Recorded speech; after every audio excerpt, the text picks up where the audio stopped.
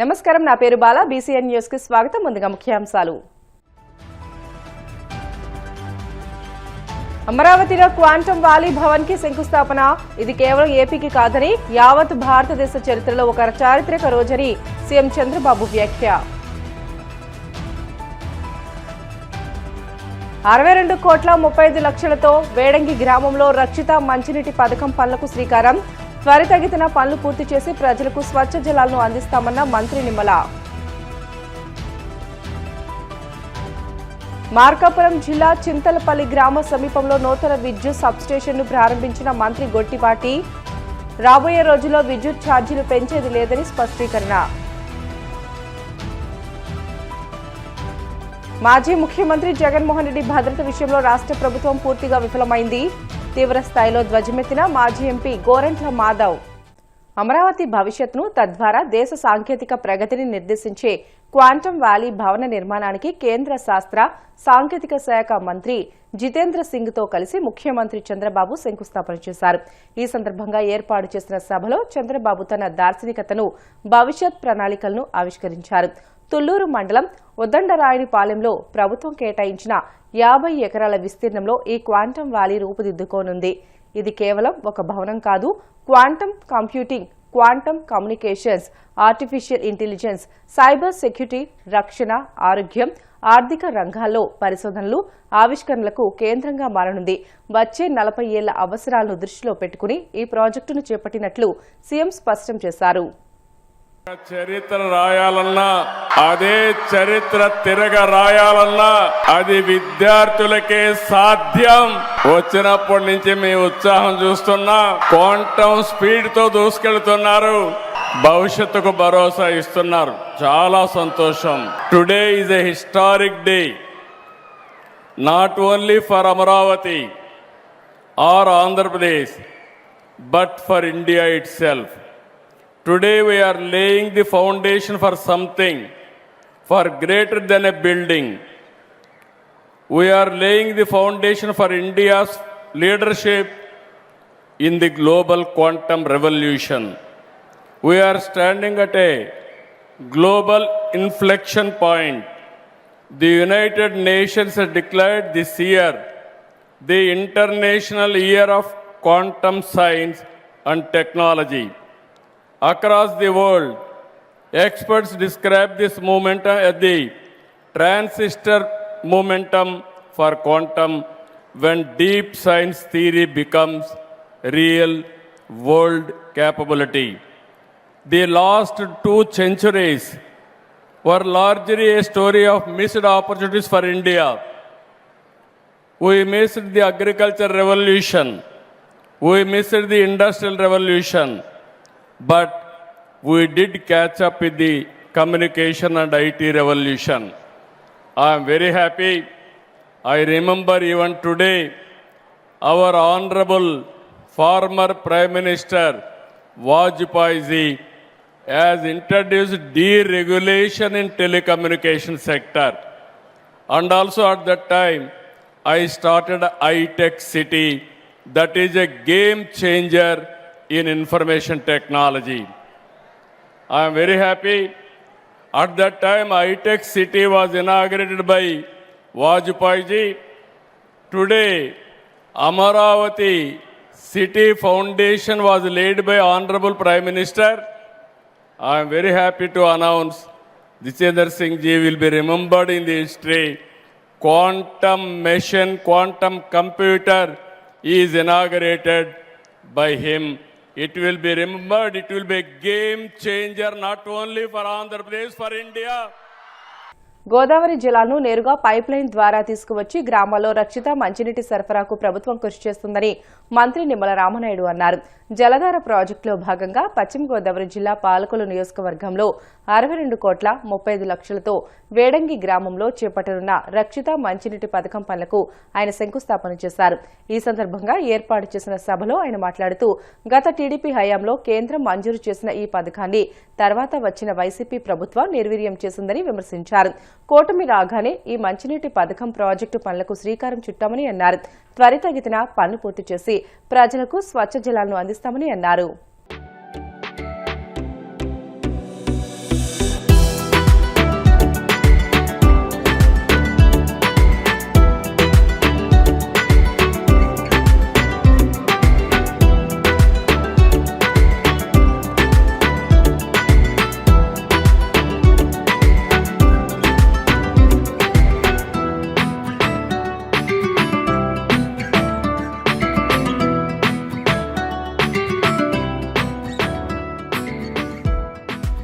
పథకం ముందిచ్చినా వెనకిచ్చినా పర్వాలేదు కానీ తాగడానికి గుక్కడు మంచినీళ్ళు ఇవ్వండి ప్రతి ఇంటి గడప నుంచి కూడా మా మహిళా సోదరి నుంచి వినిపించినటువంటి మాట. మీ అందరి ఆశీర్వాదంతో వచ్చినటువంటి ఈ కూటమి ప్రభుత్వం ఈవేళ చూస్తూ ఉన్నాం. పాలకొల్లు నియోజకవర్గంలో 62.35 కోట్ల రూపాయలతోటి విజయేశ్వరం నుంచి డైరెక్ట్ గా పైప్ లైన్ ద్వారా ఎటువంటి కలుషితం లేకుండా పైప్ లైన్ ద్వారా కాలువలతో గాని పిల్ల కాలువలతో గాని బోధుతో గాని సంబంధం లేకుండా విజయేశ్వరం నుంచే డైరెక్ట్ గా పైప్ లైన్ ద్వారా మనకి ఇక్కడికి వేడంగి చేరుకుంటుంది. మళ్ళీ ఇక్కడ నుండి 37.88 కోట్ల రూపాయలతోటి 67 గ్రామాల్లో మళ్ళీ 50 గ్రామాలకి మళ్ళీ ఇంటింటికి కూడా సురక్షిత త్రాగునీరు ఫిల్టర్ చేసి ఇచ్చేటువంటి విధంగా అంటే పాలకొల్లు మండలానికి 12.38 కోట్లు, యలమంచిలి మండలానికి 15.43 కోట్లు, పోడూరు మండలానికి 10.07 కోట్లు అంటే మొత్తం 37.88 కోట్లు డిస్ట్రిబ్యూషన్ కంటే ఈ నీరు మళ్ళీ మీ ఇళ్లకు చేరడానికి ఒక బృహత్తరమైనటువంటి ప్రణాళికతోటి మరి ఈవేళ ఈ కార్యక్రమాన్ని మనందరం కూడా మరి శంకుస్థాపన చేసుకున్నామని 101 కోట్లు ఈరోజు సురక్షిత త్రాగునీరు మన పాలకొల్లు కోసం ఈవేళ పెద్ద ఎత్తున ఈ నిధులు మంజూరుకి సహకరించినటువంటి గౌరవ ముఖ్యమంత్రి నారా చంద్రబాబు నాయుడు గారికి, గౌరవ ఉప ముఖ్యమంత్రి వర్యులు పవన్ కళ్యాణ్ గారికి, వీరిద్దరికీ అండగా జల జీవన్ మిషన్ ద్వారా నిధులు అందించినటువంటి మన ప్రీతమ ప్రధాని నరేంద్ర మోడీ గారికి ముగ్గురికి కూడా ఈ సభాపూర్వకంగా మన పాలకొల్లు నియోజకవర్గ ప్రజల తరపున హృదయపూర్వకమైనటువంటి ధన్యవాదాలు.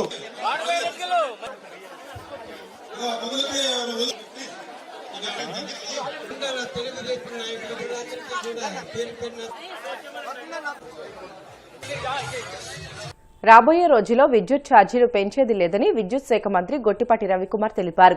మార్కాపురం జిల్లా కొమరోలు మండలం చింతలపల్లి గ్రామ సమీపంలో ఆయన నూతన విద్యుత్ సబ్స్టేషన్ను ప్రారంభించారు.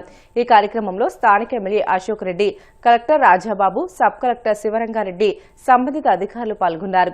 గిద్దలూరు నియోజకవర్గంలో విద్యుత్ సమస్యల పరిష్కారానికి ఇప్పటి వరకు 90 కోట్లు ఖర్చు చేశామని, భవిష్యత్తులో విద్యుత్ ఛార్జీలు పెంచే అవకాశం లేదని, గత ప్రభుత్వం ఛార్జీలు పెంచితే తమ ప్రభుత్వం తగ్గించిందని తెలిపారు.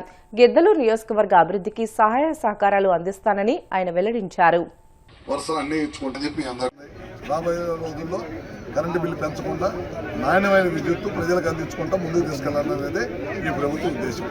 అట్లానే గదులకు సంబంధించి కొన్ని సబ్స్టేషన్స్ కానీ, డివిజన్ ఆఫీస్ కానీ, అట్లానే 220 kV అన్ని ప్రాంతంలో రిక్వెస్ట్లు ఉన్నాయి. వాటి మీద భూసేకరణ చేస్తున్నాము, భూములు కూడా తీసేసుకుంటున్నాము. తొందరలోనే ప్రాజెక్టు ప్రకారం ఒక్కొక్కటి వరుసలు ఇచ్చుకుంటూ వెళ్ళిపోయి గిద్దలూరు, మార్కాపురం, కనిగిరి ఈ ప్రాంతాల్లో కొత్తగా ఏర్పడిన జిల్లా మా డిపార్ట్మెంట్ తరపు నుంచి ఏ ఒక్క సమస్య ఉన్నా సరే తీసుకొని తప్పకుండా చేస్తాము.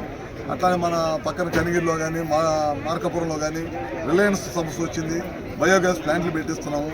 మన అశోక్ రెడ్డి గారు కూడా అడిగారు మా ప్రాంతంలో కూడా ల్యాండ్ ఇస్తాం పెట్టించమని. తప్పకుండా ఆ ప్లాంట్లు పూర్తి చేసిన తర్వాత ఇమీడియట్గా దీన్ని కూడా చేస్తాము. లేకపోతే ఇంకేమైనా ఇండస్ట్రీస్ వస్తే కనుక మా దగ్గరికి ఇన్వెస్ట్మెంట్కి తప్పకుండా మా ప్రాంతాన్ని అశోక్ రెడ్డి గారు గిద్దలూరుని చూపించి తప్పకుండా ఇక్కడికి ఏదో ఒకటి ఒక ఇండస్ట్రీగా కూడా కావాలని గిద్దలూరు ఎమ్మెల్యే గారు ఇప్పటి నుంచి అశోక్ రెడ్డి గారు అడుగుతున్నారు. తప్పకుండా చేస్తామని చెప్పి తెలియజేస్తాం. ఈ చుట్టుపక్కల ప్రాంతంలో లో వోల్టేజ్ సమస్యతో ఇబ్బంది పడుతుంటే దానికి సబ్స్టేషన్ కట్టి 4 నెలలు రికార్డు స్థాయిలో కట్టేటివే కాదు ప్రారంభించడం కూడా జరుగుతుంది. ప్రకాశం జిల్లాలో ఎక్కడైతే లో వోల్టేజ్ ఉందో అన్ని చోట్ల సబ్స్టేషన్ నిర్మాణం చేస్తున్నాము. అది తొందరలో అన్ని పూర్తయిపోయి ప్రజలకు ఇబ్బంది లేకుండా ఉంటుంది. దాంతోపాటు RDSS ఫెడరల్ లెవెల్ బైఫర్కేషన్ చేస్తున్నాము. దాదాపు ఒక గిద్దలూరులోనే దాదాపు 90 కోట్లు పెట్టాము. ఇప్పటికి 75 కోట్ల రూపాయల పనులు అయిపోయి మిగతా కూడా కంప్లీట్ చేయమన్నాం. ప్రకాశం జిల్లాలో 650 కోట్ల రూపాయలతోటి ఫెడరల్ లెవెల్ బైఫర్కేషన్ RDSS ద్వారా చేస్తున్నాం. వాటన్నిటి కూడా 65 నుంచి 68% వరకు పనులు పూర్తయిపోయి ఎట్టి పరిస్థితుల్లో ఆగస్టుకి పూర్తి చేయాలనే దశగా ఈ ప్రభుత్వం పనిచేస్తుంది. మొట్టమొదటిసారి ముఖ్యమంత్రి చంద్రబాబు గారి నాయకత్వంలో 2 అప్ నుంచి 2 డౌన్ చేసుకొచ్చాం. ఆ దశగా ఈ ప్రభుత్వం పనిచేస్తుంది. రాబోయే రోజుల్లో కరెంటు బిల్లు పెంచకుండా నాణ్యమైన విద్యుత్తు ప్రజలకు అందించుకుంటా ముందుకు తీసుకెళ్లాలనేదే ఈ ప్రభుత్వ ఉద్దేశం. అట్లానే గదులకు సంబంధించి కొన్ని సబ్స్టేషన్స్ కానీ, డివిజన్ ఆఫీస్ కానీ, అట్లానే 220 kV అన్ని ప్రాంతంలో రిక్వెస్ట్లు ఉన్నాయి. వాటి మీద భూసేకరణ చేస్తున్నాం, భూములు కూడా తీసేసుకుంటున్నాము. తొందరలోనే ప్రయారిటీ ప్రకారం ఒక్కొక్కటి వరుసను ఇచ్చుకుంటూ వెళ్ళిపోయి గిద్దలూరు, మార్కాపురం, కనిగిరి ఈ ప్రాంతాల్లో కొత్తగా ఏర్పడిన జిల్లా మా డిపార్ట్మెంట్ తరపు నుంచి ఏ ఒక్క సమస్య ఉన్నా సరే తీసుకొని తప్పకుండా చేస్తాము. అట్లానే మన పక్కన కనిగిరిలో కానీ మార్కాపురంలో కానీ రిలయన్స్ సంస్థ వచ్చింది, బయోగ్యాస్ ప్లాంట్లు పెట్టిస్తున్నాము. మన అశోక్ రెడ్డి గారు కూడా అడిగారు, మా ప్రాంతంలో కూడా ల్యాండ్ ఇస్తాం పెట్టించుకొని. తప్పకుండా ఆ ప్లాంట్లు పూర్తి చేసిన తర్వాత ఇమీడియట్గా దీన్ని కూడా చేస్తాము. లేకపోతే ఇంకేమైనా ఇండస్ట్రీస్ వస్తే కనుక మా దగ్గరికి ఇన్వెస్ట్మెంట్కి తప్పకుండా మా ప్రాంతాన్ని అశోక్ రెడ్డి గారు గిద్దలూరుని చూపించి తప్పకుండా ఇక్కడికి ఏదో ఒక ఇండస్ట్రీగా కూడా కావాలని గిద్దలూరు ఎమ్మెల్యే గారు ఇప్పటి నుంచి అశోక్ రెడ్డి గారు అడుగుతున్నారు. తప్పకుండా చేస్తామని చెప్పి తెలియజేస్తాం. ఓకేనా? మాజీ ముఖ్యమంత్రి వైసీపీ అధినేత వైఎస్ జగన్మోహన్ రెడ్డి భద్రత విషయంలో రాష్ట్ర ప్రభుత్వం పూర్తిగా విఫలమైందని పార్టీ అధికార ప్రతినిధి మాజీ ఎంపీ గోరంట్ల మాధవ్ ధ్వజమెత్తారు. Z+ కేటగిరీ భద్రత కలిగిన జగన్ ని ఇరుకు రోడ్లలో పల్లెటూళ్ల మీదుగా తీసుకురావడం దారుణమని ఆక్షేపించారు. ఎన్టీఆర్ జిల్లా ఇబ్రహీంపట్నంలో జగన్ పర్యటనకు సంబంధించి 2 రోజుల ముందుగానే రూట్ మ్యాప్తో సహా సమాచారం ఇవ్వడం జరిగిందని అన్నారు.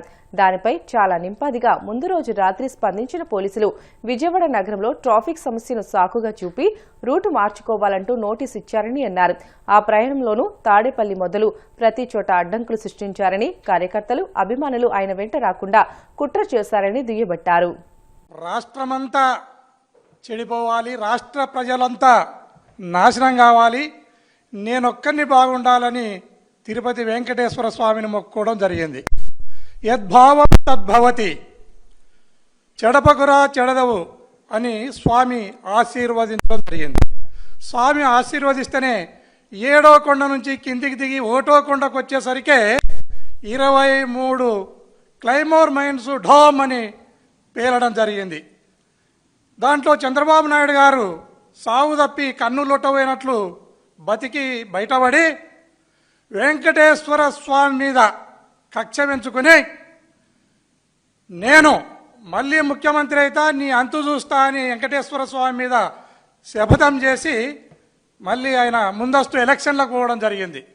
ముందస్తు ఎలక్షన్లకు పోతే ప్రజలు సహకరించిన భగవంతుడు శ్రీ వెంకటేశ్వర స్వామి సహకరించలేదు. అప్పుడు ఆయనను చిత్తుగా వెంకటేశ్వర స్వామి ఓడించినాడు. ఇప్పుడు ఆయన పాపాలు పరాకాష్ఠకు చేరినాయి. ఆ 23 క్లైమోర్ మైన్స్ వెంకటేశ్వర స్వామి పేల్చినాడు అనేది ఆయన మైండ్లో ఉందో ఏమో. ఆయన మీద కక్ష ఇప్పటికి కూడా చంద్రబాబు నాయునికి తగ్గలేదు అనడానికి ఈ లడ్డును తెర మీదకి తీసుకుని వచ్చి గేదెలు, ఆవులు, ఆవు కొవ్వు, పంది కొవ్వు అని చెప్పి పందుల మీద, గేదెల మీద, ఆవుల మీద తుపాకీని పెట్టి జగన్మోహన్ రెడ్డి గారిని కాల్చాలి అనే ప్రయత్నంలో డామ్ అని ఆయన మీద తుపాకీని పేల్చడం జరిగింది చంద్రబాబు నాయుడు. అంతట్లోకే వెంకటేశ్వర స్వామి మేల్కుని అయ్యో పాపం అమాయకుడి మీదకి బుల్లెట్ పోతుంది అని చెప్పి ఆ బుల్లెట్ గమనాన్ని, ఆ బుల్లెట్ దిశను తిప్పి చంద్రబాబు నాయుడు మీదకి వెంకటేశ్వర స్వామి వదలడం జరిగింది. ఆ తుపాకీలోని బుల్లెట్ను తప్పించుకోవడానికి చంద్రబాబు నాయుడు రకరకాల విన్యాసాలకు, రకరకాల కుట్రలకు, కుతంత్రాలకు తెరదీసినారు. అయినా కూడా తప్పించుకోలేకపోతున్నాడు. ఇది వాస్తవం. ఆయన ప్రతిరోజు కూడా వెంకటేశ్వర స్వామి నా కులదైవము అంటున్నాడు. అయ్యా చంద్రబాబు నాయుడు, నీ కులదైవం కాదు, ఆయన ఎందుకు రిస్ట్రిక్ట్ చేస్తావు? ఆయన స్థాయిని ఎందుకు తగ్గిస్తావు? ఆయన కలియుగ దైవం, నీ కులానికి మాత్రమే దైవం కాదనేది నువ్వు భావించాలి. శివునాజ్ఞ లేనిదే సీమైనా కుట్టదంటారు. 23 క్లైమోర్ మైన్స్ను కేవలం వెంకటేశ్వర స్వామికి ఆగ్రహం వచ్చి ఆయనకు కోపం తెప్పించే ఆ 23 క్లైమోర్ మైన్స్ పేలినవనేది నువ్వు మైండ్లో పెట్టుకోవాలని ఈ సందర్భంగా తెలియజేస్తున్నాను. అదేవిధంగా నాకు ఇంటి దేవుడు, నాకు కులదైవము అని మాట్లాడుతున్నావు. నీ కొడుకు పేరేమో లోకేష్ బాబు, నీ పేరేమో చంద్రబాబు, మీ తండ్రి పేరేమో ఖర్జూర బాబు, ఆయన తండ్రి పేరేమో జాంకా బాబు, ఏం బాబు నాకు తెలియదు. కానీ మనం వైఎస్ కుటుంబాన్ని తీసుకుంటే వైఎస్ జగన్మోహన్ రెడ్డి గారు ఆయన తండ్రి రాజశేఖర రెడ్డి గారు, ఆయన తండ్రి రాజారెడ్డి గారు, రాజారెడ్డి తండ్రి వెంకటరెడ్డి గారు. నీ కులదైవం అయితే ఇంతవరకు నీ ఇంట్లో 7 కొండలనే పేరు పెట్టాలి, ఆ తిరుపతి అయ్యారే పేరు వెంకటేశ్వర్లు అనే పేరు ఎవరికి లేదు. ఇది రాష్ట్ర ప్రజలందరూ కూడా గమనించాలి. వెంకటరెడ్డి జగన్మోహన్ రెడ్డి గారి ముత్తాత వెంకటరెడ్డి. వెంకటేశ్వర స్వామి మీద భక్తి ఉంటేనే మనం ఈ రాష్ట్రంలో కానీ ఈ దేశంలో కానీ వెంకటేశ్వరుని పేరు పెట్టుకుంటాము. ఆయన ఓన్లీ నాకే దేవుడు ఇంకెవరికి కాదు అనే భావనతో ఉన్నాడు. దయచేసి దీని నుంచి చంద్రబాబు నాయుడు గారు బయటపడాలి, ఈ దుష్ట ఆలోచన నుంచి బయటపడాలని ఈ సందర్భంగా రాష్ట్ర ప్రజలకు తెలియజేస్తున్నాను. వార్తలు ముగించే ముందు ముఖ్యాంశాలు మరొకసారి.